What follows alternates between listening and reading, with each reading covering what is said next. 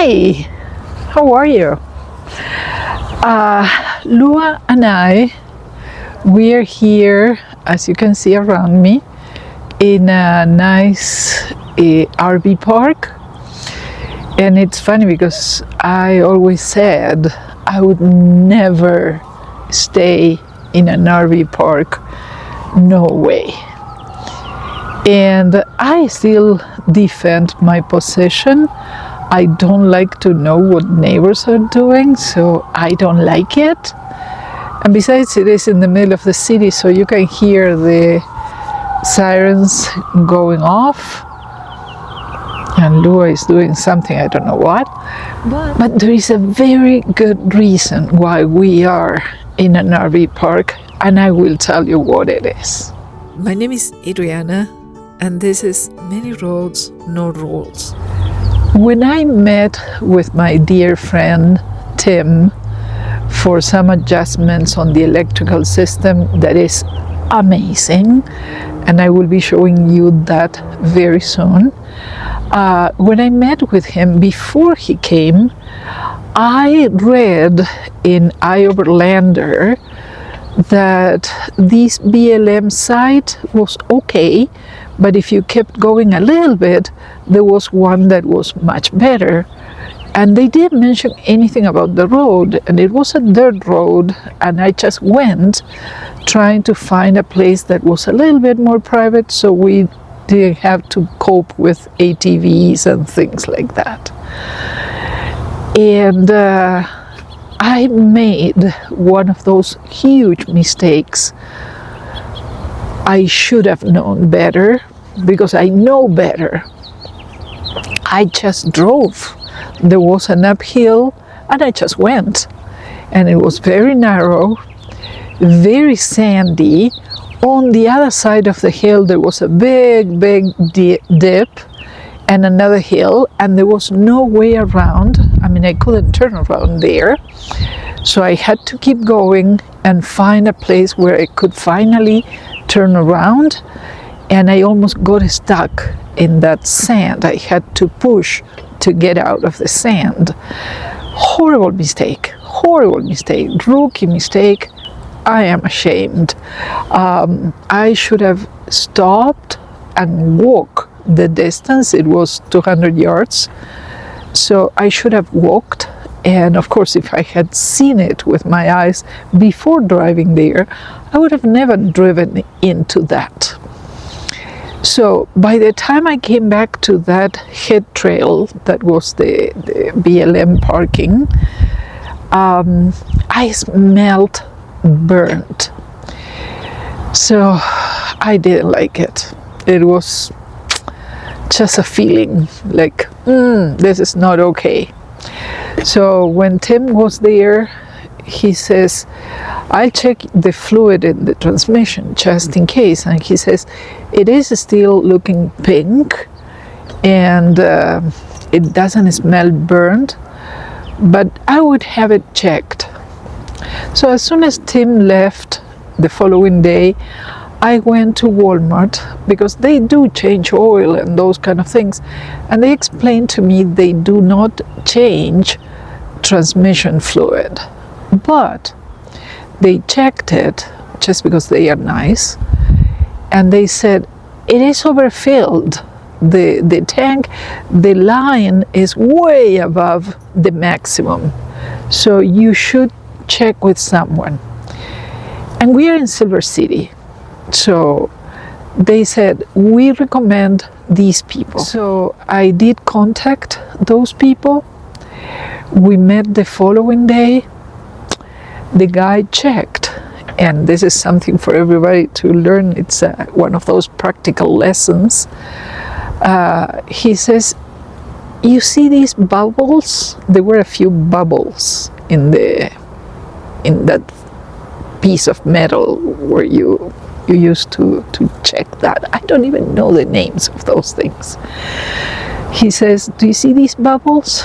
That tells me something is wrong with the temperature.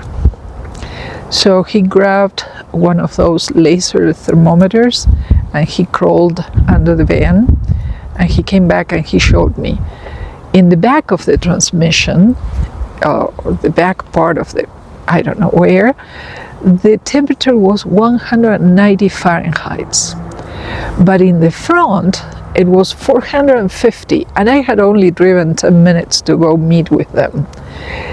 So it was really hot. It was boiling. That is why in the liquid, in the fluid, there were bubbles, because it was boiling. And it was not overfilled. It was just that because it was so hot, it was expanded. Long story short, the guy is an expert in transmissions, and he is going to fix my van. He estimates it's going to be an easy fix. It's not going to be the torque converter. That is one of the possibilities Tim told me it might be. It's not going to be that, because that one was not hot. In any case, this guy looks like a person you can really trust. But of course, I cannot drive my van until it is fixed, because otherwise I will make the problem worse. Now, sometimes you have to acknowledge that you get lucky. They are a young couple, middle age, and they have an RV park. And because they don't want me to drive, they said, you can come to the RV park and stay there. We are not going to charge you. Do you need hookups? No, I don't. So perfect, we don't need to charge you, but you can have access to the showers and the laundry and all of those things. So we have been here since Saturday evening with Lua. Today is Tuesday.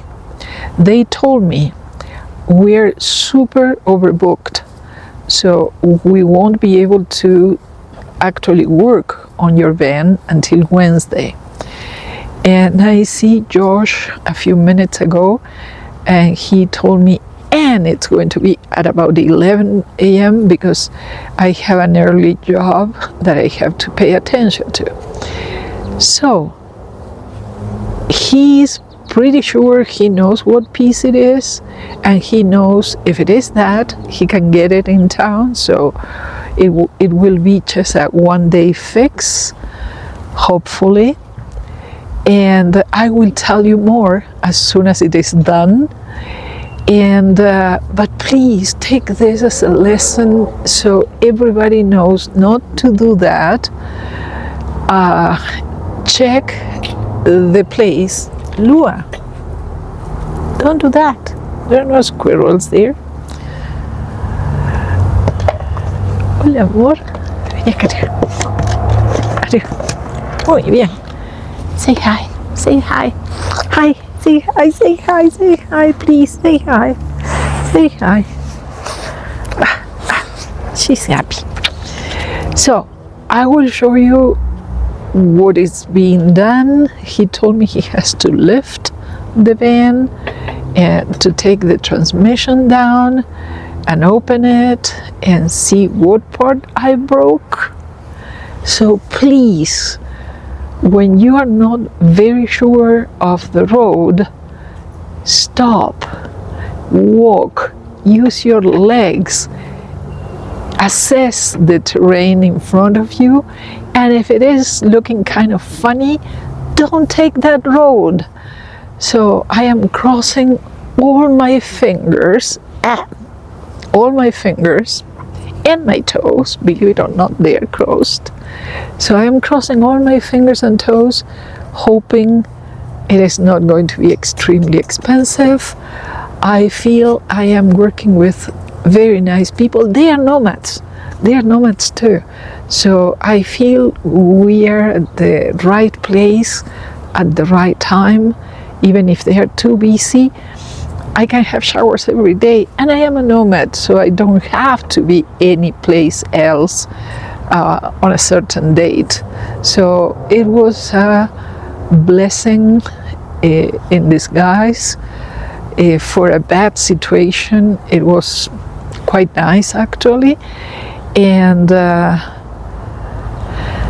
I will keep you posted to see how it goes.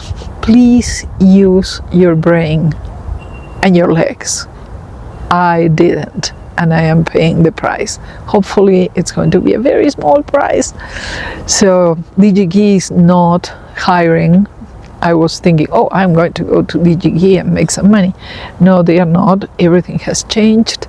So I think they're hiring only for the first shift, which is from 5 a.m. to 2 p.m. or so. But it's limited. So I cannot make money for the transmission by going there. So we will see. Something will happen. It's okay. For now, I am happy. We are taken care of. We are in an RV park, which I can check off of my list. I said I would never, and here I am. But very, very comfortable. The supermarket is just 1 block away. So today I went there. I bought food to start cooking real food for Lua because she hates kibble. So I gave her a little bit to see if she liked it, and she loved it. It was rice and meat and broccoli and carrots and spinach and eggs, and she loved it. So hopefully everything will be fine. So I will tell you more as things go on, as things happen. I don't know, cross your fingers for me that it is not too complicated and it's a cheap part and we can do the whole thing in just a short time, so the labor doesn't accumulate. So please cross your fingers for me.